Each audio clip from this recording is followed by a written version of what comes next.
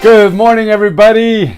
It's a fabulous day today, and I am excited to talk to you about something that usually I don't share, so you guys are in for a special treat. And we're going to talk about conversation, but this one is going to be a little different because this conversation is without actually talking to them. You heard me right. We're not going to talk to the people we are going to have this conversation with direct to face. This is a conversation that you could have with somebody who's died. This is a conversation you could have with somebody who's alive but not directly. This is a crucial conversation that you need to have. Now, I want you to think about when you have, I'm going to call it an unfinished conversation, where you've been walking down the street and somebody's cut you off. Or, excuse me, you're driving down the street, somebody's cut you off. Or you're walking down the street and somebody, yells at you or something like that. And you go, and you hold your tongue. That is an unfinished conversation. How many of those have you had in your life? A lot, I bet. A ton. I know that I went through this process and I have had a ton of them that I can remember. This could be somebody that you may have wronged and maybe this person's even passed away, or maybe they're still alive, but you don't know where to find them. I had when I was a young boy, about 12, 13 years old,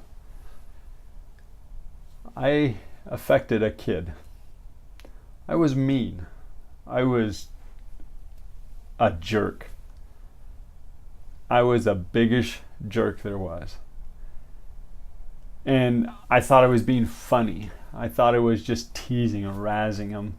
But not meaning to be mean, but I was a jerk. Well, I hurt this kid. Not physically, but emotionally. I know I hurt this kid. Because this kid never came back to be with us young men again. I unfortunately can't even remember his name. He was only visiting a couple times. But I was responsible for him. I was responsible for the actions that I did, and I hurt this kid. We were playing basketball, and I was teasing him. I was like, "Oh, is that all you got?" And bring your whole. Yeah, I was awful. I was mean. When I learned about this technique, it's been powerful. So, basically what this technique is you are going to be in a room by yourself, and then you are going to invite that person that you wronged or that you need to have a conversation with. You're going to invite them into the room with you. You're going to actually say, call them by name, and if you don't know their name, just kid that I wronged when I was 12 years old. Please come sit with me. And I'm going to imagine them sitting right next to me. And I'm going to address them. And I'm going to say, "I'm sorry. I was a jerk. I really hurt you. I called you names. I was thinking I was just playing around and joking. But I really hurt you, and I'm really sorry." And then I'm going to ask him to forgive me, or her, or whatever, to forgive me. Then I'm going to ask myself to forgive myself. Then I'm going to ask my higher power. Whoever your higher power is, you're going to ask them to forgive you. We're stepping up. We're becoming better. We've got to improve our communication. We've got to improve our connection, our healing with other people and other people in the past. Now this goes now we're going to shift. So that was where I wronged somebody, and I wronged them bad. And now we're going to shift to where we've been wronged. So here, I'm going to use an orange one just so you can know the difference between you. So here you are. We're just going to go stick figure guy today. Here you are. This is your present day. This is where you are at. What you don't realize is that you have a lot of anchors tagged to you. You have a past. I want you to imagine a rope tied around your wrist. And this rope is about 6 feet long.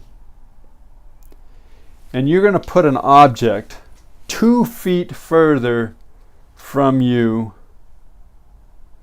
that 6 feet. So it's going to be 8 feet away. One end of this rope is going to be tied around a table or a chair or something like that. And then the other end of the rope is tied around your wrist. I want to take, now let's just say it's your left hand. And you have to take your left hand and grab that thing that's 8 feet away. So that thing that's 8 feet away represents your goal. So you're going to take your hand and you're going to try to grab it. And you're going to pull and pull and pull. And eventually you might be able to get that goal. Or maybe you won't. That's what we're going to be talking about today, is how you can get that goal. Even though you have this weight behind you. We need to cut off the cord that is around our wrist that is holding us back. And that's what we're talking about with this conversation. So we have a lot of people in our past that are good and bad influences. And we're going to say that some of these are, we're going to say some of them are some teachers. You know, this teacher, she was really mean. Let's say your dad. Let's say your dad was really mean, or he didn't support you, or he just frustrates you, and he challenges you in not a loving way, and he says you're dumb. Why can't you figure this out? Come on, I've taught you better than that. So let's just say that's one of that. Let's say we had a mean uncle. Let's say this uncle, he was always mean, just always telling you you're dumb, you're worthless, you're stupid, or he would intentionally tease you that just really made you mad. It was frustrating. And you always wanted to tell this uncle, you hurt me. You really made me mad. Why did you do that? So that's what this uncle. Then we're going to have a friend. We have this friend that it's not the kind of friend we really want, but nonetheless, they were still in our life. This friend was always there razzing us. They were teasing us. They were frustrating us, but yet we kept them as a friend.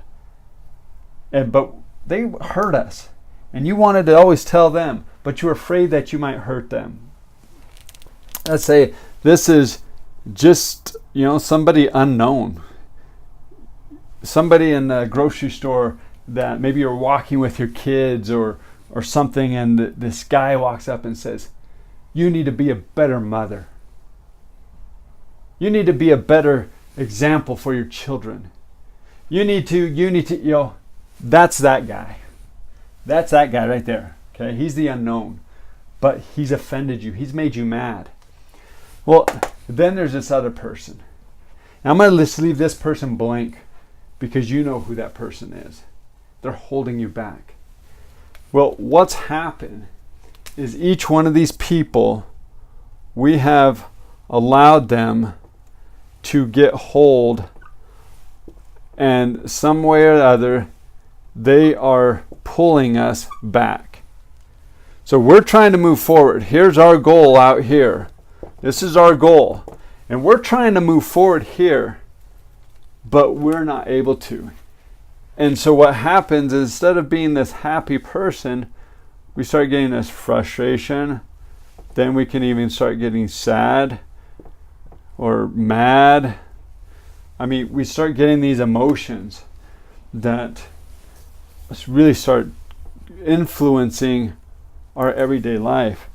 Because then after we're sad, then we just get really mad. I mean, then we can start being mad at the world. We're mad at our spouse, or mad at our children. We're just always mad.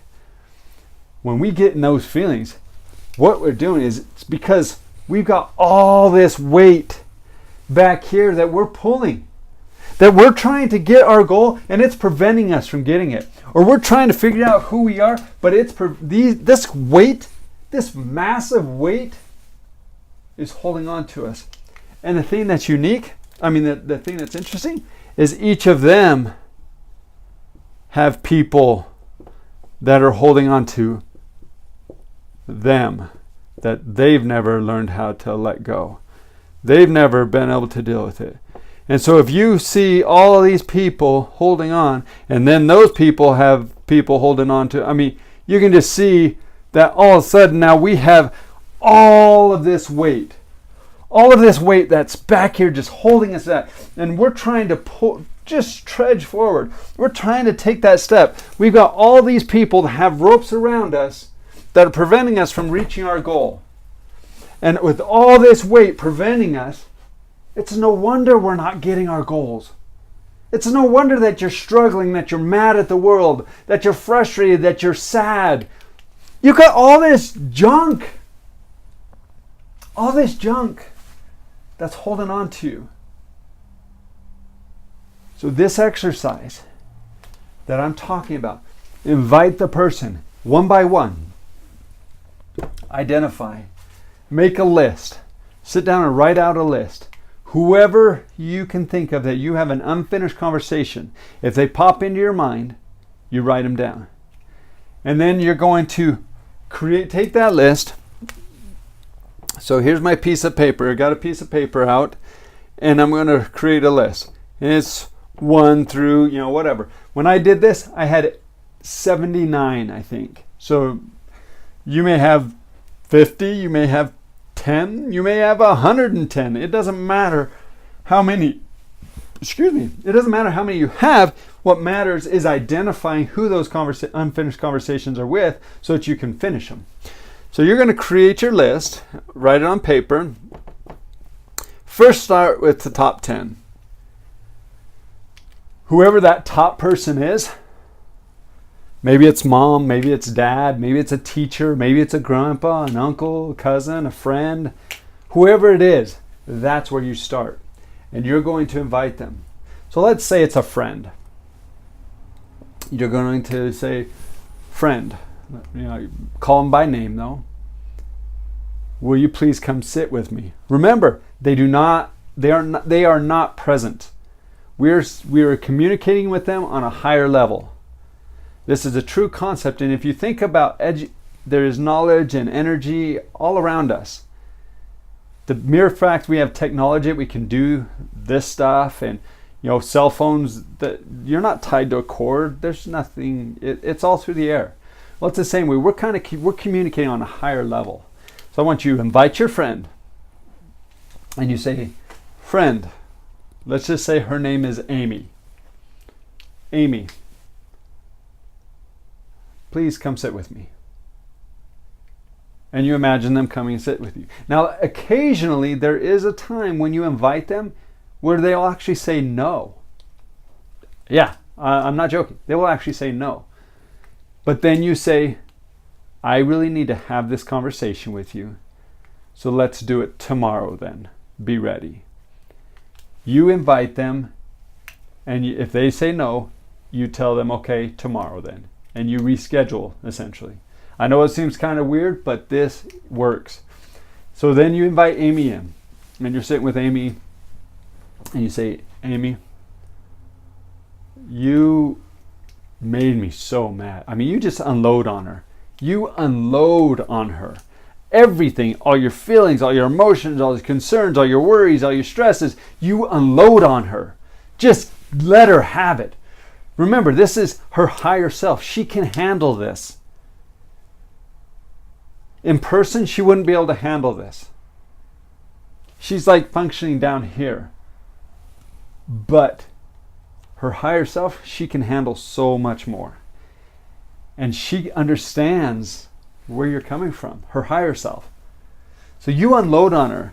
If you want to call her names, call her names. You want to swear at her, swear at her. If you want to, whatever it is, you let her have it. Then afterwards, this is critical. You say, will you forgive me for having these feelings towards you? And when you do that, you imagine her saying yes. Then you say, will, and you say your name. So obviously it's Tony. My name's Tony. So I'd say, Tony, will you forgive you for having these feelings towards Amy? Be honest with yourself. If you say yes, great. If you say no, you need to identify why you're not forgiving. Why did you choose to hold on to all this baggage to prevent you from reaching your goal? That's your deal. That's not Amy's deal. That's your deal.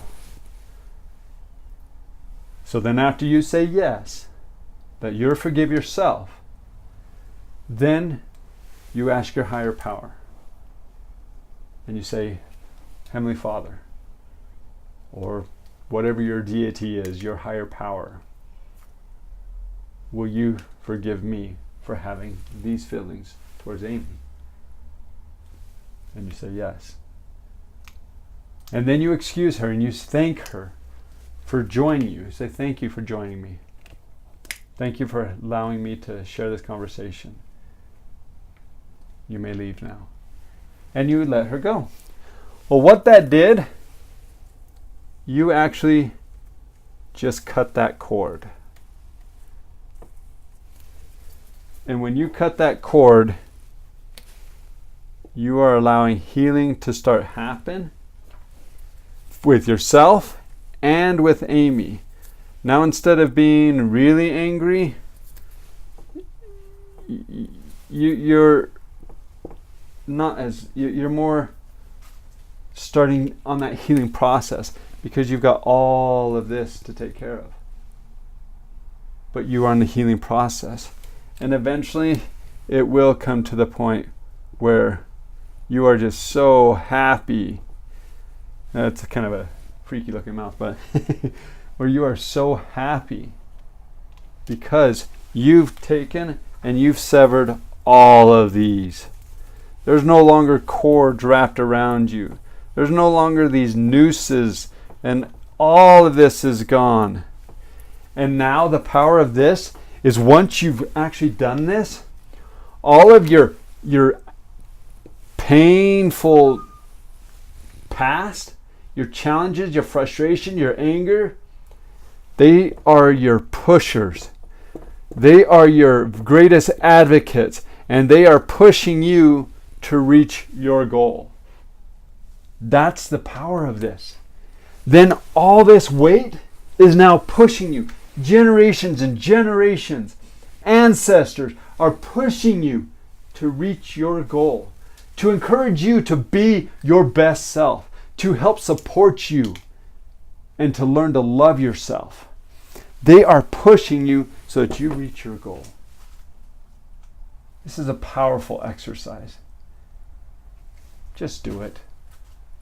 It's not going to hurt, but it will help. You're amazing. If you have some challenges that you're working through that you're just not able to get through, please contact me. I love mentoring, and I can help you.